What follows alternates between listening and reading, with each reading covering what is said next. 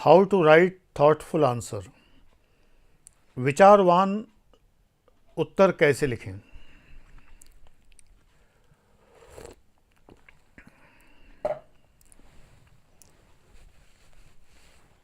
निश्चित रूप से थॉटफुल आंसर लिखने के लिए थॉट चाहिए।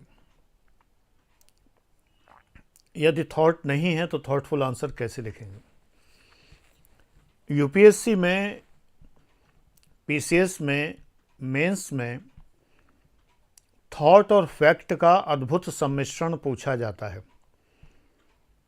आपको फैक्ट भी थॉटफुली लिखने होते हैं और थॉट्स भी फैक्टफुली लिखने होते हैं। मैं यही कला सिखाता हूं। फैक्ट का अर्थ ये होता है पर्सन, प्लेस, टाइम, डेटा, बहुत सारे आंकड़े। पर्सन व्यक्ति, प्लेस स्थान, और समय यानी कि घटनाक्रम, ये सब कहलाते हैं फैक्ट।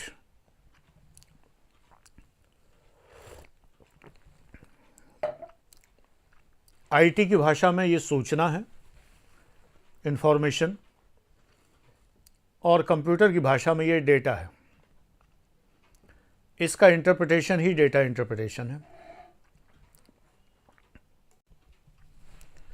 कुछ लोग इसे डाटा पढ़ते हैं, कुछ डेटा पढ़ते हैं, जो मर्जी है पढ़िए। थॉटफुल आंसर लिखने के लिए पहली बात ज़रूरी ये है कि जिस विषय का उत्तर आप लिख रहे हैं उसके थिंकर्स आपने हल्के फुल्के पढ़े हों, भले ही वो आपका ऑप्शनल विषय ना हो। जैसे आपका ऑप्शनल लोक प्रशासन है लेकिन आंसर आप जीएस में भूगोल का लिख रहे हैं, तो आपको विचारधाराएं पता होनी चाहिए। जीएस के अंदर इतनी गुंजाइश नहीं होती है 150 शब्द में, 200 शब्द में, या कभी कभी 250 शब्द में उत्तर लिखना है। इतनी गुंजाइश नहीं है कि आप थिंकर्स के थॉट्स दें, लेकिन उन थॉट्स को अगर आप जानते हैं तो जो आपका उत्तर होगा वो सारगर्भित होगा और विचारवान होगा।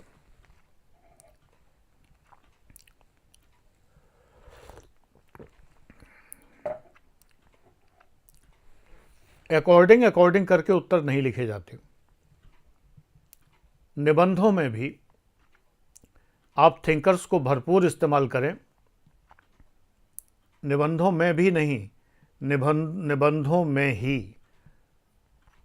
थिंकर्स के नाम जीएस में इस्तेमाल करने की वर्ड लिमिट ही नहीं होती है, तो निबंधों में आप थिंकर्स के थॉट यूज़ करिए। एसेज तो आपको 3-3 जगह लिखने होते हैं। जनरल हिंदी में भी एक निबंध आता है, जनरल इंग्लिश में भी एक निबंध आता है, और निबंध के पेपर में 2 निबंध आते हैं। तो 3 जगहों पर 4 निबंध आपको लिखने होते हैं, जो 600 वर्ड्स से लेकर 1200 शब्दों तक के होते हैं। पीसीएस में 700 के 3 आते हैं, या कभी कभी एक निबंध 800 शब्दों का, एक 1200 शब्दों का आता है,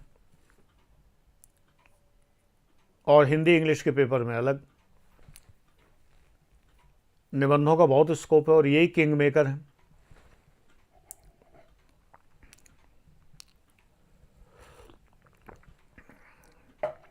मेरे शिष्य शशि कुमार ने बहुत अच्छी पुस्तक 500 रुपये की है, निबंधों पर लिखी है, हिंदी में।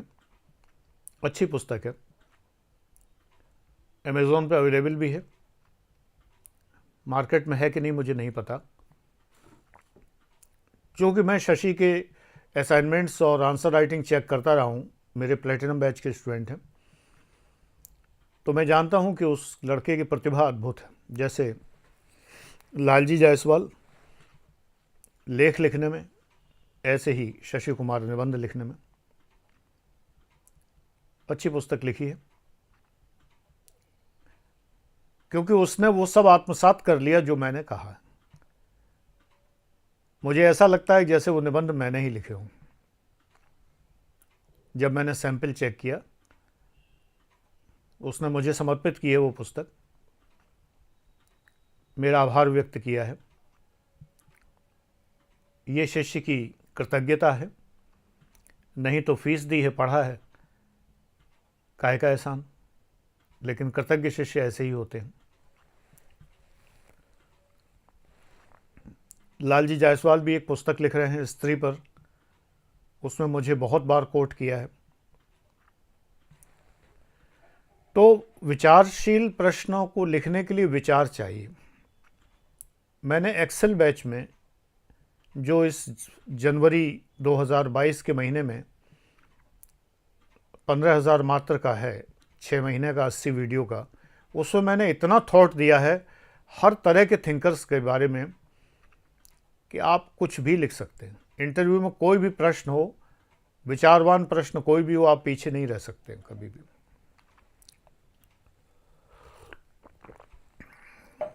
चलो, विज्ञापन भी हो गया। आजकल तो ज़माना है, बीच बीच में एडवर्टाइजमेंट आते हैं। तो थॉट्स कहाँ से मिलेंगे? इस बैच में तमाम बच्चे ऐसे हैं जो ऑलरेडी एक्सेल बैच में या प्लेटिनम बैच में, गोल्ड बैच में, फाउंडेशन बैच में हैं। उनको भी ध्यान में रखते हुए मैं बता रहा हूँ। बाकी बहुत सारे लोग ऐसे हैं जो किसी भी बैच में नहीं हैं। सबको ध्यान में रखते हुए एक बात बता रहा हूँ, पुस्तकों से यारी करिए। यारी है ईमान मेरे यार मेरा ज़िंदगी।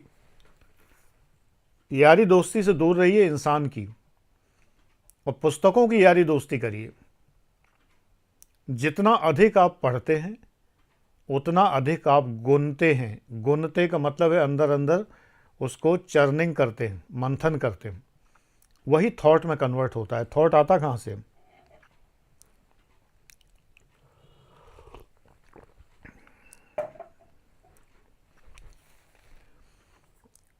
जो हम पढ़ते हैं उसमें से जो हम ग्रहण कर लेते हैं, मान लो हमने 100 पढ़ा, हमने 60 ग्रहण किया, फिर उस 60 में जो हमें याद रह जाता है, मान लो 30 याद रह गया, उसमें से जो हम रिप्रोड्यूस करते हैं, 20 मान लो हमने रिप्रोड्यूस किया, यानी दोबारा लिखने लायक हम हैं, तो ये 20 ही हमारा थॉट है। एक्चुअल थॉट यही है। 100 तो पढ़ा हुआ थॉट है, वर्चुअल थॉट हो गया। एक्चुअल और कार्यशील, एक्टिव थॉट जो है हमारा, जैसे कार्यशील पूंजी होती है, ऐसे ही ये एक्टिव थॉट है, वही हमारा 20% है। मनोविज्ञान की कहानी है ये। इतना ही हो पाता है। सामान्य मनुष्यों में ये 3% होता है केवल। जब वो 100 पढ़ते हैं तो 3 ही दोबारा रिप्रोड्यूस कर सकते हैं। 3%, 3%। जो सुपर इंटेलिजेंट हैं वो 20% तो रिप्रोड्यूस कर ही देते हैं। 100% करने का मतलब है रेक्टाफिकेशन, ये थॉट नहीं है, क्योंकि उसमें आप इम्प्रोवाइजेशन नहीं कर सकते, इनोवेशन नहीं कर सकते।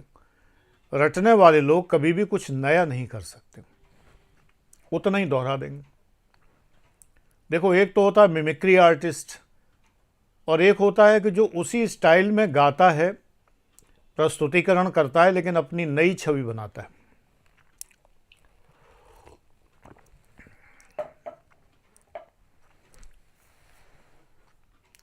बड़े बड़े स्टार्स और एक्टर्स के बेटे बेटियां क्यों नहीं सफल हो पाते?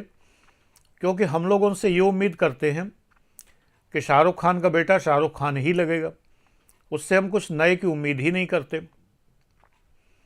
हमें हमेशा लगता है कि अभिषेक बच्चन बिल्कुल अमिताभ बच्चन की तरह एक्टिंग करेंगे। क्यों करेंगे? इसलिए ये फ्लॉप हो जाते हैं क्योंकि हमारी मान्यताओं पर खरे नहीं उतरते, आकांक्षाओं पर खरे नहीं उतरते। हमारी आकांक्षाएं ही गलत हैं। हर बच्चा अपने आप में एक विशिष्ट बालक है, बालिका है। आप भी हैं। तो थिंकर्स को पढ़िए, लेकिन थिंकर्स को इम्प्रोवाइज करिए। इम्प्रोवाइज करने का मतलब ये है कि जब रिप्रोड्यूस करें तो लगे कि आपने बोला है। मेरी बात ध्यान से सुनिए। मैक्स वेबर पढ़ के मैक्स वेबर ने कहा इन्वर्टेड कॉमा में लिख देना, इस पे नंबर नहीं मिलते हैं। इम्प्रोवाइजेशन पर और पैराफ्रेजिंग पे नंबर मिलते हैं। पैराफ्रेजिंग में फ्री चैनल पे भी बता चुका हूं।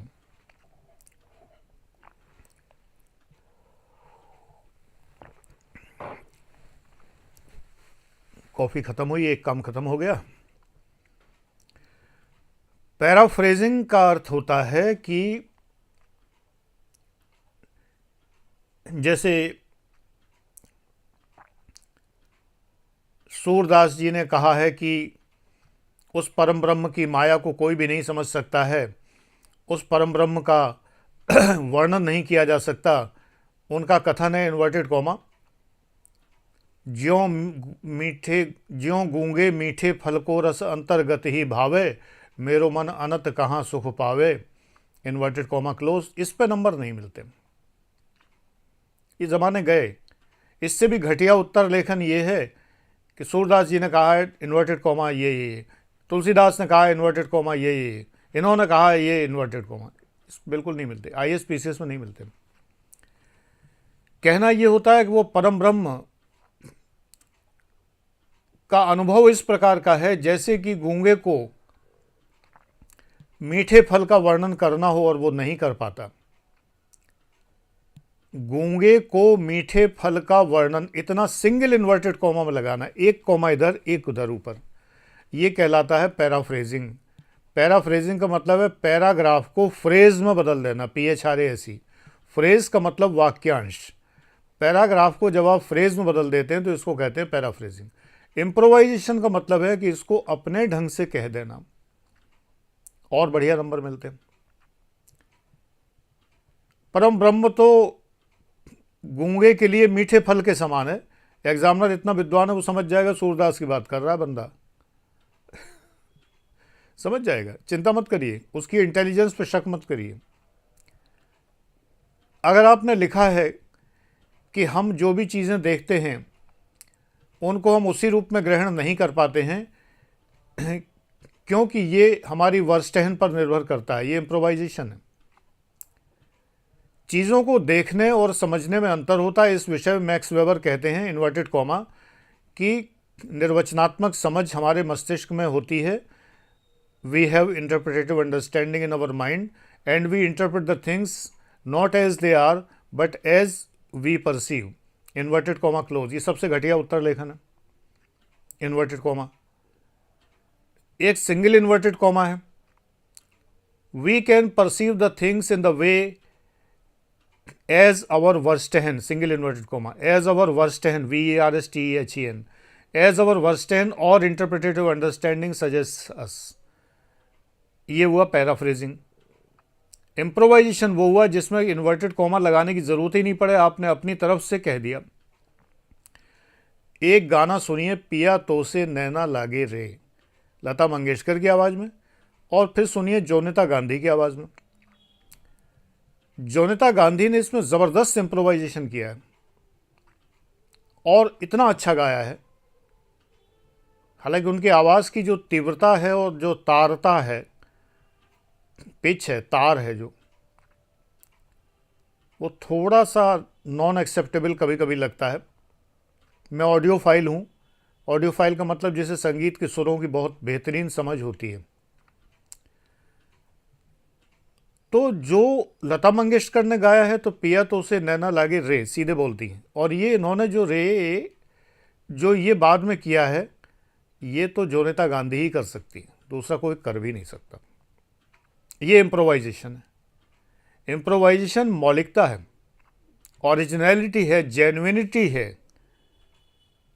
नंबर मिलते हैं IAS में इम्प्रोवाइजेशन पर, पैराफ्रेजिंग पर उससे कम, और सीधे सीधे कोटेशन देने पर तो वो कहता है ये तो रद्दी आदमी है, आदमी ही रद्दी है, सिरे से रद्दी है। ये तो जो है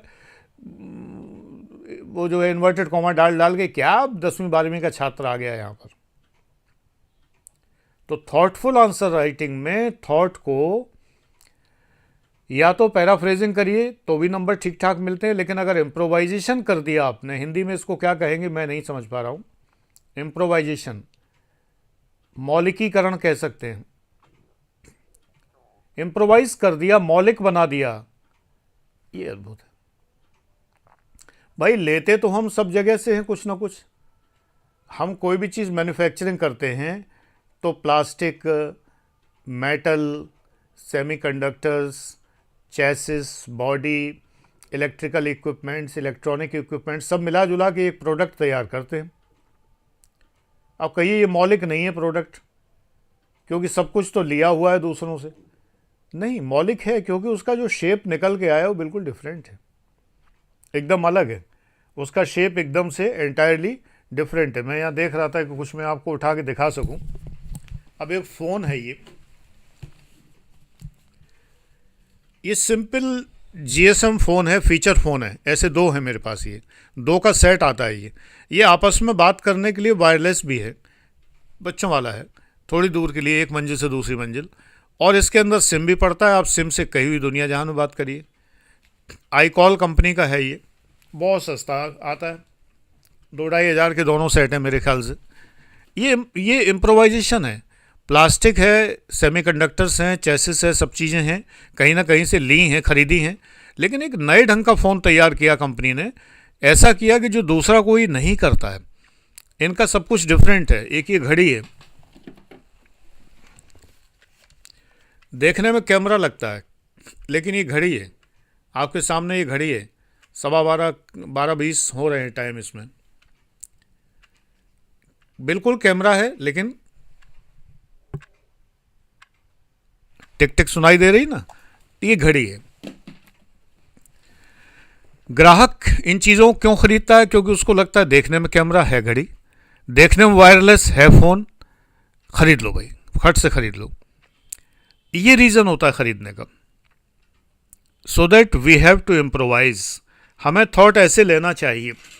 मिरर तो बहुत होंगे, हैंड मिरर, लेकिन इस तरह का हैंड मिरर हाथ में पकड़ने वाला।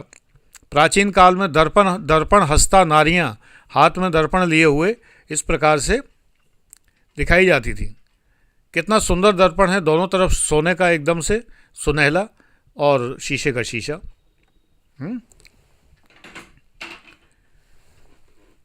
मेरा ध्यान इन्हीं चीज़ों पे जाता है। मेरा ध्यान वही ध्यान है जो एग्जामिनर का ध्यान होता है, यानी जो पेपर सेटर और पेपर चेकर का ध्यान होता है, वही ध्यान मेरा है। सो दैट इम्प्रोवाइज करिए, पैराफ्रेजिंग करिए, कुछ नए रूप में प्रस्तुत करिए, कुछ नया, something new. There should be something new. जब नया होगा तो नंबर मिलेंगे, नया नहीं होगा तो नंबर नहीं मिलेंगे। अब अगले वीडियो हम बताएंगे फैक्चुअल आंसर कैसे लिखा जाता है।